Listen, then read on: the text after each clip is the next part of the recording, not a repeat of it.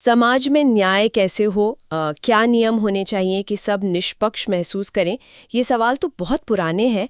लेकिन 20वीं सदी में एक विचारक ने, जॉन रॉल्स ने, इन्हें एक बिल्कुल नए तरीके से देखा। आज हम उन्हीं के बहुत प्रभावशाली न्याय सिद्धांत पर थोड़ी विस्तार से बात करेंगे। हमारे पास कुछ दस्तावेज हैं जो इसे समझने में मदद करेंगे। हमारा इरादा यही है कि इन दस्तावेजों की मदद से रॉल्स की सोच के जो मुख्य बिंदु हैं उन्हें समझें। मतलब उनके हिसाब से न्याय है क्या और एक न्यायपूर्ण समाज कैसा देखना चाहिए। तो चलिए इस पर थोड़ी गहराई से बात करते हैं। बिल्कुल। रॉल्स का काम सच में काफ़ी प्रभावशाली था, खासकर इसलिए कि उन्होंने न्याय को समझने के लिए नतीजों से ज़्यादा प्रक्रिया पर, मतलब प्रोसेस पर जोर दिया। जैसा कि हमारे स्रोत बताते हैं, उनका मानना था कि अगर हम नियम बनाने की एक ऐसी प्रक्रिया बना लें जो पूरी तरह से निष्पक्ष हो, तो उस प्रक्रिया से जो भी निकलेगा वो भी न्याय संगत ही होगा। हाँ, प्रक्रिया पर जोर, ये बात दिलचस्प है। जी, उन्होंने सामाजिक अनुबंध की जो परंपरा थी उसे ही आगे बढ़ाया, लेकिन कह सकते हैं कि एक बिल्कुल नए स्तर पर ले गए। पर ये प्रक्रिया निष्पक्ष बने कैसे? मतलब हम सब तो अपने अपने हितों और सोच से बंधे होते हैं। स्रोत में मूल स्थिति और अज्ञानता के पर्दे जैसे कुछ शब्द हैं। ये सुनने में थोड़े काल्पनिक से लगते हैं। हाँ, काल्पनिक तो हैं, लेकिन रॉल्स के तर्क के लिए बहुत जरूरी हैं। आप ऐसे सोचिए, मूल स्थिति एक काल्पनिक शुरुआती बिंदु है, एक तरह की वैचारिक बैठक मान लीजिए, जहां समाज के सब लोग इकट्ठे होते हैं ये तय करने के लिए कि भाई आगे समाज किन नियमों पर चलेगा। ये सब लोग विवेकशील हैं, तर्क से सोचते हैं, अपना भला चाहते हैं, लेकिन लेकिन उन्हें ये नहीं पता कि उनका भला असल में किस चीज में है। और यहीं पर अज्ञानता का पर्दा आता है। ये एक ऐसा पर्दा है जो इन लोगों को उनकी अपनी पहचान से अनजान रखता है। उन्हें नहीं पता कि समाज जब बनेगा तो वे अमीर होंगे या गरीब, पुरुष होंगे या महिला, किस जाति या धर्म के होंगे, उनमें कौन सी प्राकृतिक प्रतिभाएं होंगी, जैसे कितनी बुद्धि होगी, कितने ताकतवर होंगे। यहाँ तक कि ये भी नहीं पता कि वे जीवन में किन चीज़ों को महत्व देंगे। बाकरे, मतलब पूरी तरह से अंधेरे में कि समाज में उनकी जगह क्या होगी। हाँ बिल्कुल। तो इसका सीधा मतलब तो ये हुआ कि कोई भी व्यक्ति ऐसे नियम बनाना ही नहीं चाहेगा जो किसी खास समूह का पक्ष ले रहे हो, क्योंकि क्या पता पर्दा हटने पर वो खुद ही उस वंचित समूह में निकल आए। आपने एकदम सही पकड़ा, यही इसका मकसद है, पक्षपात को जड़ से खत्म करना। जब आपको पता ही नहीं कि आप कौन होंगे तो आप सबसे सुरक्षित रास्ता चुनेंगे, है ना। आप ऐसे नियम बनाएंगे जो समाज की सबसे खराब स्थिति में रहने वाले व्यक्ति के लिए भी ठीक हों, स्वीकार्य हों। रॉल्स इसे मैक्सिमम तर्क कहते हैं, मतलब उस विकल्प को चुनो जो सबसे बुरे नतीजे को भी सबसे बेहतर बनाता हो। अच्छा, मैक्सिमम तर्क। जी, स्रोत यही बताते हैं कि लोग जोखिम नहीं लेना चाहेंगे। वो चाहेंगे कि अगर वे सबसे नीचे रह गए तो भी उनके साथ बहुत बुरा ना हो। ये सिर्फ स्वार्थ नहीं है, बल्कि एक निष्पक्ष स्थिति में तर्कसंगत आत्मरक्षा है। ठीक है, तो मान लिया कि हम सब इस अज्ञानता के पर्दे के पीछे हैं, पूरी तरह निष्पक्ष, तब हम कैसे न्याय के सिद्धांतों पर सहमत होंगे? जाहिर है कुछ तो बुनियादी नियम होंगे जिन पर सब राजी होंगे। स्रोत में दो मुख्य सिद्धांतों की बात की गई है। बिल्कुल। रोल्स मानते थे कि इस निष्पक्ष मूल स्थिति से दो मुख्य सिद्धांत उभर कर आएंगे, और वो भी एक खास क्रम में। पहला सिद्धांत है समान स्वतंत्रता का सिद्धांत। मतलब हर व्यक्ति को सबसे ज्यादा बुनियादी स्वतंत्रताओं का समान अधिकार मिलना चाहिए, और ये स्वतंत्रताएं ऐसी हों जो दूसरों की वैसी ही स्वतंत्रताओं के साथ चल सकें, उनमें टकराव न हो। बुनियादी स्वतंत्रताएं जैसे, मतलब बोलने की आजादी। हाँ, जैसे बोलने की आज़ादी, अपनी मर्जी का धर्म मानने या ना मानने की आज़ादी, सोचने की आज़ादी। राजनीतिक स्वतंत्रताएं भी, जैसे वोट देने का, चुनाव लड़ने का अधिकार, सभा करने की स्वतंत्रता, और कानून के तहत व्यक्तिगत सुरक्षा, जैसे मनमानी गिरफ्तारी ना हो, अपनी निजी संपत्ति रखने का अधिकार वगैरह। रॉल्स के लिए ये स्वतंत्रताएं सबसे ज्यादा महत्वपूर्ण है। इनमें कटौती तभी हो सकती है जब ऐसा करना कुल मिलाकर स्वतंत्रता को और मजबूत करने के लिए जरूरी हो, किसी आर्थिक फायदे के लिए नहीं। समझ गई। तो पहला सिद्धांत तो व्यक्तिगत आजादी को पक्का करता है, लेकिन समाज में सिर्फ आजादी का सवाल तो नहीं होता, धन और अवसर का भी सवाल है, जो अक्सर बराबर नहीं बटे होते। दूसरा सिद्धांत शायद इसी से जुड़ा हुआ है। स्रोतो बताते हैं कि ये थोड़ा जटिल है। हाँ, दूसरा सिद्धांत सामाजिक और आर्थिक असमानताओं को देखता है, और इसके, जैसा आपने कहा, दो हिस्से हैं, और ये बहुत महत्वपूर्ण है। इन्हें समझना जरूरी है क्योंकि यहीं रॉल्स की सोच की खासियत दिखती है। तो दूसरे सिद्धांत का पहला हिस्सा है भेदमूलक सिद्धांत, डिफरेंस प्रिंसिपल। ये कहता है कि समाज में जो सामाजिक और आर्थिक असमानताएं हैं, जैसे आय और संपत्ति का फर्क, वो केवल तभी न्याय संगत मानी जा सकती हैं जब वे समाज के सबसे कम लाभान्वित सदस्यों के लिए। सबसे कम लाभान्वित मतलब सबसे गरीब और वंचित तबका। हाँ बिल्कुल, जब वे उनके लिए अधिकतम संभव लाभ सुनिश्चित करें। एक मिनट, क्या मतलब असमानता ठीक है अगर उससे सबसे गरीब का सबसे ज्यादा भला हो रहा हो। ये तो आम सोच से काफी अलग है, जहां हम अक्सर सोचते हैं कि असमानता या तो बुरी है या फिर बस योग्यता का नतीजा है। बिल्कुल अलग। और ये रॉल्स के सिद्धांत का शायद सबसे क्रांतिकारी और विवादास्पद हिस्सा भी है।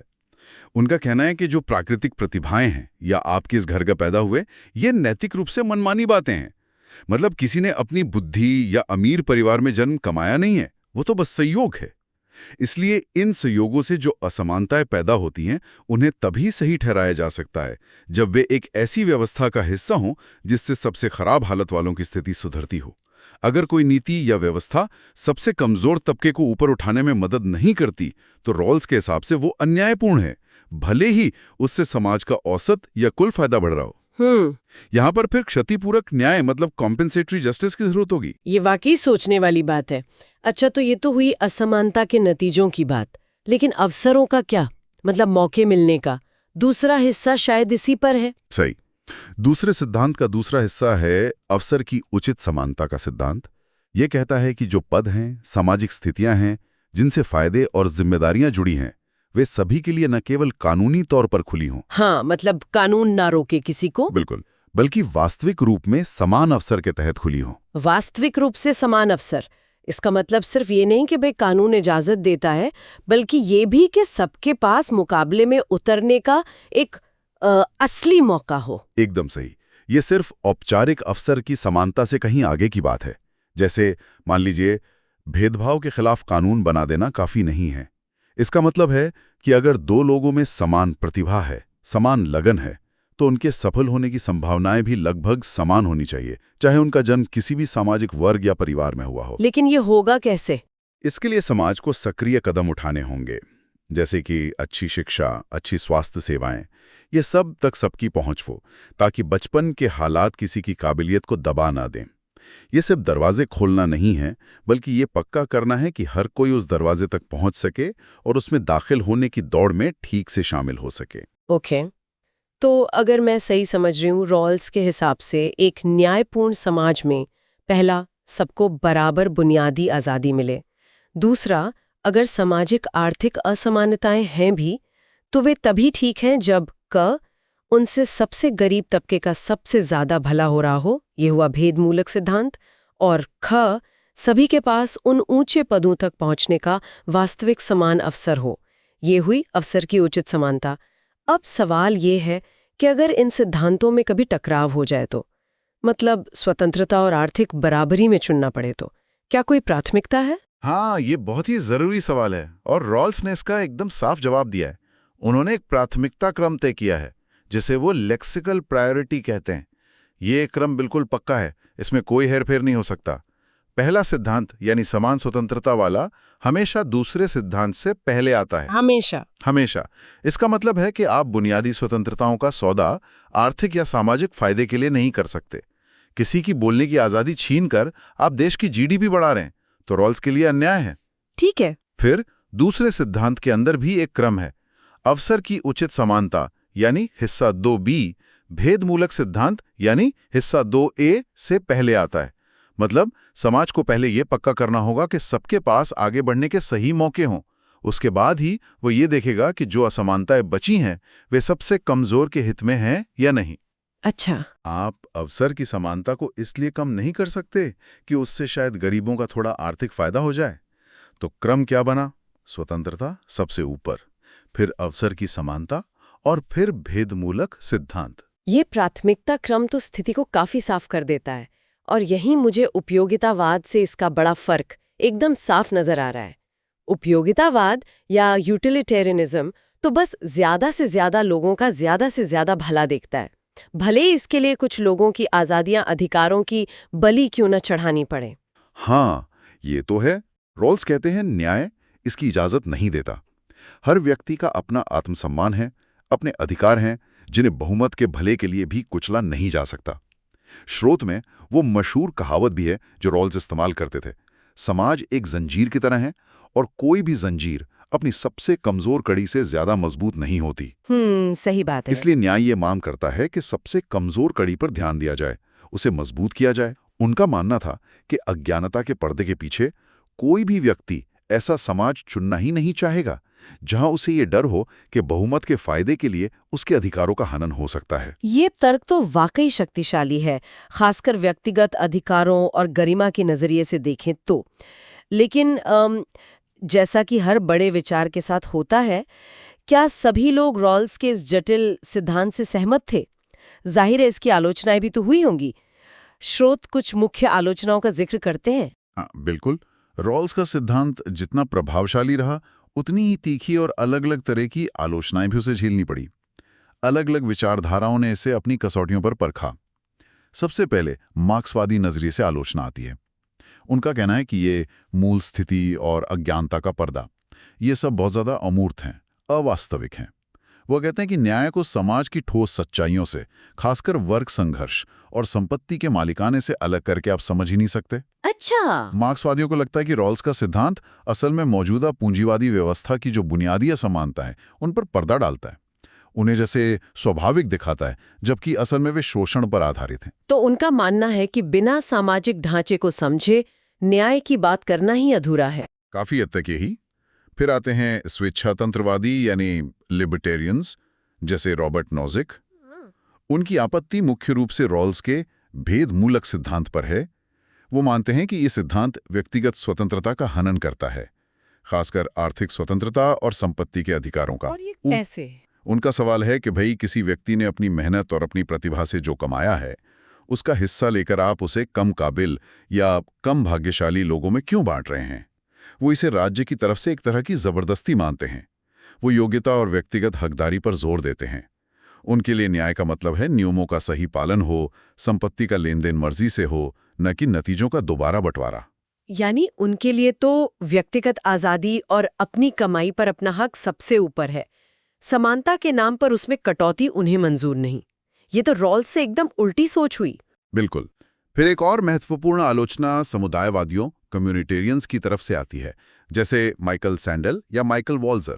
वे रॉल्स के उस व्यक्ति की अवधारणा पर ही सवाल उठाते हैं जो अज्ञानता के पर्दे के पीछे है।